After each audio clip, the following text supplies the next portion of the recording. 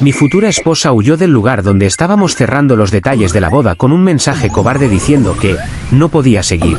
Cancelé cada reserva sin mirarla 2 veces, y no pasó ni una semana antes de descubrir que había vuelto con su ex recién divorciado. 3 días después, los dos me llamaban desesperados cuando se dieron cuenta de las consecuencias de su traición. Yo, 32 años, estaba revisando junto a mi prometida los últimos detalles antes de la boda. Faltaban 3 meses. Ya habíamos invertido alrededor de $40,000 en depósitos. El salón estaba asegurado, la lista de invitados cerrada, y su vestido recibía los últimos ajustes. Todo avanzaba perfecto. O al menos eso creía. En medio de esa tranquilidad artificial, su teléfono vibró. Ella lo miró y, de inmediato, su expresión cambió. El color desapareció por completo de su rostro. «Necesito ir al baño», murmuró, tomando su bolso con torpeza. «¿Quieres que te acompañe?» No, está bien. Ya regreso. Ni siquiera caminó. Prácticamente salió corriendo. La organizadora y yo cruzamos una mirada incómoda, pero continuamos revisando los temas pendientes. O, mejor dicho, ella seguía hablando mientras yo solo veía los minutos pasar. 5, 10, 15. Entonces vibró mi teléfono. No puedo hacer esto. Lo siento. Tuve que leerlo 2 veces. La organizadora seguía explicando opciones de iluminación mientras yo intentaba procesar lo que estaba viendo. Le respondí. ¿Qué significa que no puedes hacer esto? Los 3 puntos de escritura aparecían, desaparecían y volvían a aparecer, como si ella misma no supiera cómo justificar lo que estaba haciendo. Mi corazón se aceleraba de una forma extraña. No estoy lista para casarme. Necesito tiempo. Por favor, no me odies. La organizadora, al notar mi cara, se detuvo. ¿Está todo bien? Le mostré la pantalla. Su expresión también perdió color. No estaba exagerando, lo que ocurría era una locura. Otro mensaje llegó casi de inmediato. Lo siento. No puedo casarme contigo. En ese instante, algo dentro de mí se enfrió por completo. No dudé ni un segundo. Ella no había pedido hablar. No había dicho que necesitaba aclarar algo. Simplemente decidió que no podía. Y eso era definitivo. Miré a la organizadora. Cancele la boda, le dije con una calma que ni yo entendía. Todo, absolutamente todo. Ella intentó detenerme. Señor, tal vez debería esperar unas horas. Ya pagó casi $40,000. Gran parte no es reembolsable. Sé lo que pagué. Cancele igual. Pasé casi 3 horas allí haciendo llamadas. El salón, $15,000, totalmente perdidos. El fotógrafo, $2,000. El catering, $5,000, aunque al menos devolvían la mitad. El DJ, la florista, la compañía del coche antiguo, incluso el escultor de hielo. Sí, habíamos contratado uno. Todo cancelado. Todo perdido. La organizadora intentaba racionalizar la situación. Quizás solo está asustada. Esto es común. Puede volver. No va a volver, respondí con firmeza. Si fuera miedo, me habría escrito desde el baño. Pero se fue del edificio. Esto ya estaba decidido. Cuando salí de esa oficina, nuestra boda ya no existía. Solo quedaban una pila de depósitos no reembolsables y un mensaje que tendría que enviar más tarde a todos los invitados. Regresé a mi apartamento, mío, porque lo compré 2 años antes de conocerla, y estaba vacío. O mejor dicho, ella no estaba, pero todas sus cosas sí, su ropa en el armario, su maquillaje en el baño, cada rastro de su vida mezclado con la mía, excepto ella. La llamé. Directo al buzón. Oye, soy yo. ¿Necesitamos hablar? ¿Dónde estás? Silencio. Le envié un mensaje. Solo dime si estás bien. Leído. Ninguna respuesta. Llamé a su mejor amiga. ¿Dónde está? ¿Quién? Por favor, no juegues conmigo. ¿Dónde está mi prometida? Deberías hablarlo con ella. No me contesta. Salió corriendo de la reunión con la organizadora y me terminó por mensaje. ¿Dónde está? Hubo una pausa larga, seguida de un no lo sé, debo irme. Y me colgó. Me quedé sentado en medio del apartamento, rodeado de sus cosas, intentando entender cómo en solo unas horas mi vida había dado un giro tan absurdo. Llevábamos 3 años juntos, 1 comprometidos, y la noche anterior habíamos cenado juntos mientras hablábamos del viaje de luna de miel. ¿Todo parecía normal, que podía haber cambiado en tan poco tiempo? La respuesta llegó al amanecer. Su hermana, Madison, me llamó llorando. Acabo de enterarme, no tengo palabras. Lo siento tanto. ¿Qué pasó? ¿Dónde está? Respiró temblorosa. Está con él. Con su ex. Él se divorció la semana pasada. Solté una risa incrédula. ¿Es una broma? Ojalá lo fuera. Han estado hablando desde hace meses. Cuando él le dijo que estaba iniciando su divorcio, ella, bueno, empezó a plantearse qué hubiera pasado si. No puede ser real. Llamó a mamá esta mañana. Dijo que cometió un error comprometiéndose contigo, que nunca tuvo cierre con él. Quiere ver si pueden intentarlo de nuevo. Me quedé quieto, mirando la pared, recordando todas las veces que juró que su ex no significaba nada. Que había sido una relación dañina. Que yo era lo opuesto. Que lo nuestro era lo correcto. Puras mentiras. Apenas pude responderle. Gracias por avisarme. Si necesitas algo. No. Pero gracias. Colgué y me quedé procesando la realidad. Ella no había dudado. Llevaba meses preparándose para huir. Yo había sido su plan de respaldo hasta que su ex quedara libre otra vez. Saqué el teléfono y envié un último mensaje. Ojalá funcione con tu ex. Después la bloqueé en todo. Teléfono, redes, correos, todo. Luego hice una lista de cosas pendientes. La membresía del gimnasio, que estaba a mi nombre. Cancelé su acceso. Las plataformas de streaming. Cambié las contraseñas. El seguro del auto, donde figuraba como conductora autorizada. Eliminé su nombre. Era una situación miserable, pero al menos había ocurrido antes del matrimonio. Justo 72 horas después, mi teléfono empezó a llenarse de llamadas de números desconocidos. Y supe, incluso antes de contestar, que la historia aún no había terminado. Respiré hondo cuando finalmente contesté una de las llamadas. Era su voz, desesperada, usando el teléfono de otra persona. Por fin contestas. Tenemos que hablar ahora mismo. No tenemos nada que hablar, respondí con absoluta calma. Sí, sí lo tenemos. Los proveedores de la boda me están llamando. Me están pidiendo dinero. Eso pasa cuando se cancela una boda, expliqué, como si fuera evidente. ¿Necesitas ayudarme con esto? No, no necesito hacerlo. El lugar del evento quiere $15.000. El fotógrafo, 2.000. El catering, empezó a enumerar. Sé perfectamente lo que quieren, la interrumpí. Tú firmaste todos los contratos porque estabas organizando la boda. Sí, pero... Y luego me dejaste por tu ex. Así que ahora te toca planear cómo pagar las penalizaciones de cancelación. Suerte con eso. No puedes hablar en serio, cancelaste todo porque me fui. ¿Qué se supone que debías hacer? ¿Quieres que mantuviera un lugar reservado para una boda que ya no iba a suceder? Repliqué. No tenía sentido. Debiste esperar. Podíamos haber hablado. Me enviaste un mensaje cortándome y desapareciste, ¿y qué había que esperar? Necesito ayuda con estas facturas. Pídesela a tu ex. Tú decidiste irte con él, ¿recuerdas? Dice que no es su problema. Vaya sorpresa. Parece que sigues eligiendo ganadores, respondí con ironía. Corté la llamada y bloqueé el número. Apenas unos segundos después, entró otra llamada desde un teléfono distinto. Era ella de nuevo. No cuelgues. Insistió. Colgué igual. Bloqueé. Y así se repitió la misma historia durante casi una hora, números desconocidos, teléfonos de amigas, de su hermana, incluso números completamente aleatorios. Terminé apagando mi móvil. Cuando finalmente lo encendí, tenía 38 llamadas perdidas y un montón de mensajes de voz. Escuché uno solo. Estás arruinando mi vida. Los proveedores no dejan de llamar. No puedo pagar todo esto. Tienes que ayudarme. Íbamos a casarnos. Lo borré sin escuchar el resto.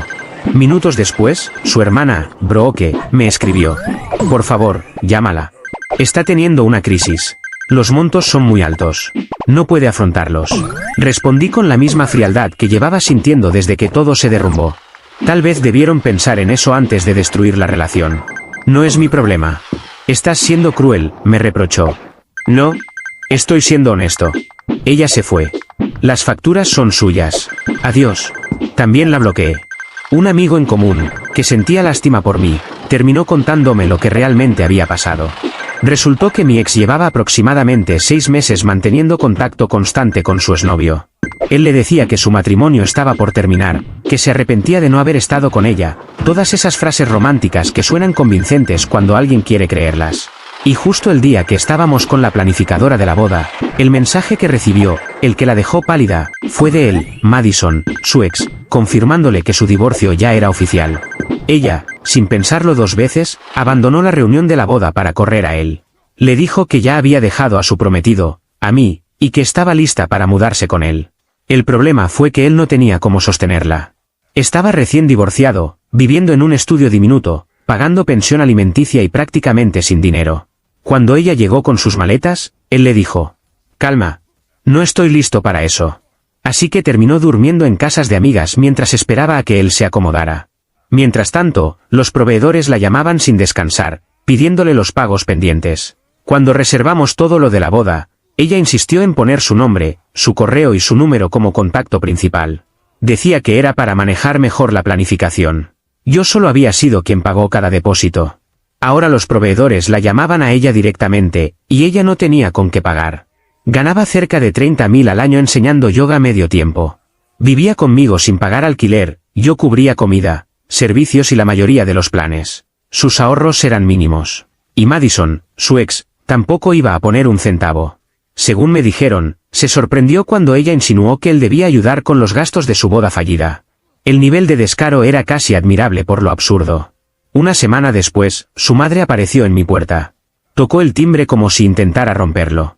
Le contesté por la cámara del timbre. Tenemos que hablar de esta situación. No, no tenemos que hablar nada. Las facturas de los proveedores deberían dividirse en partes iguales. Ustedes dos iban a casarse. Yo iba a casarme, aclaré. Ella solo estaba esperando a que su ex quedara libre. Cometió un error.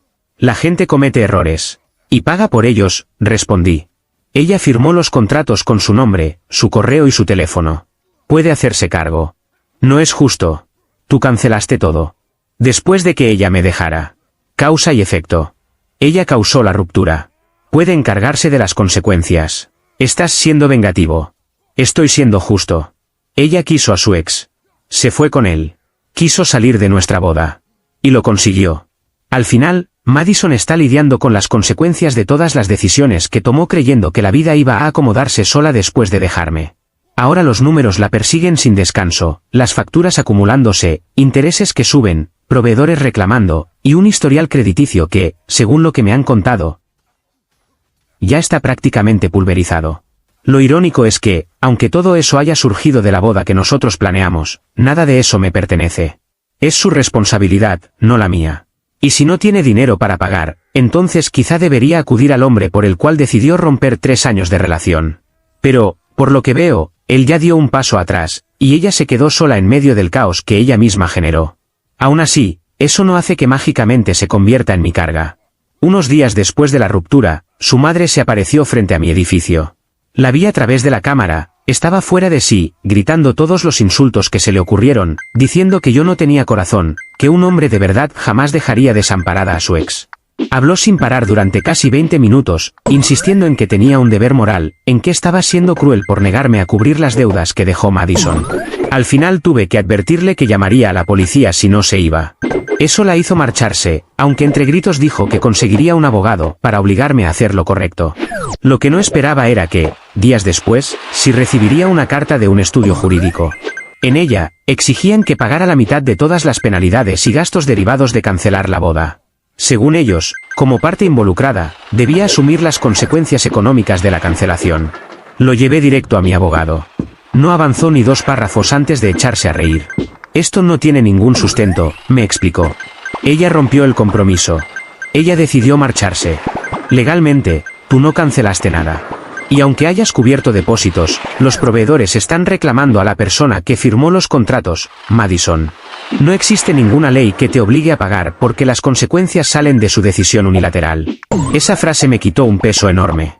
Él se encargó de redactar una respuesta formal, bien presentada, pero firme. Salí de su oficina más liviano que en semanas. Casi una semana después, mientras hacía compras, la mejor amiga de Madison, una de esas personas que siempre la defendieron sin importar lo que hiciera, me interceptó en el pasillo de los cereales. ¿Sabes que ella está destrozada?, me dijo sin preámbulos. Asentí sin mirarla, colocando productos en el carrito. Debe ser difícil, respondí con la misma calma que uno emplea cuando comenta el clima. Las deudas la ahogan. Está trabajando turnos dobles para poder pagar aunque sea lo básico. ¿De verdad no te conmueve? Tú la amabas.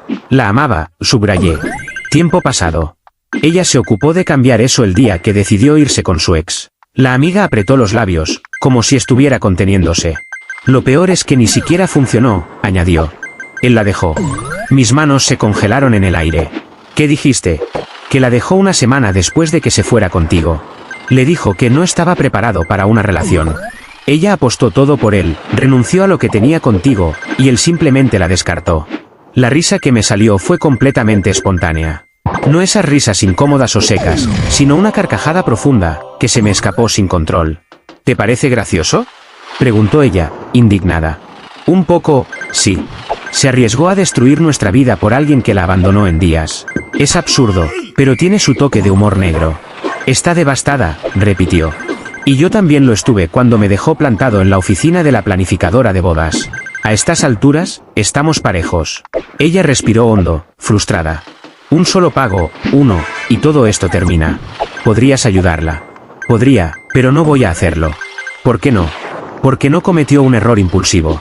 Pasó meses esperando que su ex fuera libre, midiendo el momento exacto para irse. Y en cuanto él la llamó, ella salió corriendo. Eso no es un tropiezo. Eso es un plan. Y cuando un plan fracasa, no puedes esperar que la persona que dejaste atrás venga a rescatarte. Eres horrible. No, respondí con serenidad. Soy realista. Ella eligió a quién seguir, qué vida quería y a quién abandonar. Y ahora está recibiendo la otra cara de la elección. Se fue llorando. Admito que por unos segundos sentí algo parecido a culpa. Pero luego recordé el mensaje que me mandó cuando huyó. No puedo hacer esto. ¿Perdón? Como si 3 años fueran una carga demasiado pesada, y no algo que decidió tirar apenas tuvo otra opción disponible. Después de eso todo subió de nivel. El padre de Madison me llamó con una voz que intentaba sonar amenazante. Muchacho, tenemos que discutir tus responsabilidades, empezó. No soy su hijo, respondí, y ya no tengo responsabilidades con su hija. Se comprometieron. Eso implica una obligación moral. Ella rompió el compromiso cuando decidió irse con otro hombre. Eso terminó cualquier obligación. Los proveedores la están llamando a toda hora. Algunos incluso amenazan con demandas. Entonces tendrá que pagar, dije sin vacilar. No tiene el dinero. Eso debió considerarlo antes. Lo que estás haciendo es abuso financiero. Me reí sin poder evitarlo. Abuso financiero sería si yo la hubiese dejado sin recursos mientras estábamos juntos. Aquí lo único que hice fue cancelar algo que ella destruyó sola. Estás arruinando su futuro, insistió él. Estás destruyendo su estabilidad. Ella destruyó la nuestra. Y yo no tengo la obligación de reconstruirle nada. Te advierto. ¿Qué? ¿Demandarme? Ya lo intentaron. ¿Amenazarme? Llamaré a la policía. ¿Insistir? Pediré una orden de alejamiento. Su hija tomó decisiones de adulto, que cargue con las consecuencias de adulto. El padre terminó gritando y colgó. Luego lo bloqueé. Minutos después, la madre de Madison me envió un correo larguísimo, casi un sermón, sobre valores cristianos, familia, perdón, humanidad y no sé cuántas cosas más. Le respondí con una sola línea. Ella abandonó nuestra familia antes de que existiera. El perdón puede pedírselo a su ex. No contestó nunca más. Como era de esperarse, algunos amigos en común comenzaron a elegir bandos. Perdí a varios que prefirieron creer la narrativa dramática que ella contaba. Pero quienes sí sabían la verdad permanecieron a mi lado. Y con el tiempo descubrí que prefería quedarme con pocos amigos sinceros antes que soportar a un grupo lleno de hipócritas.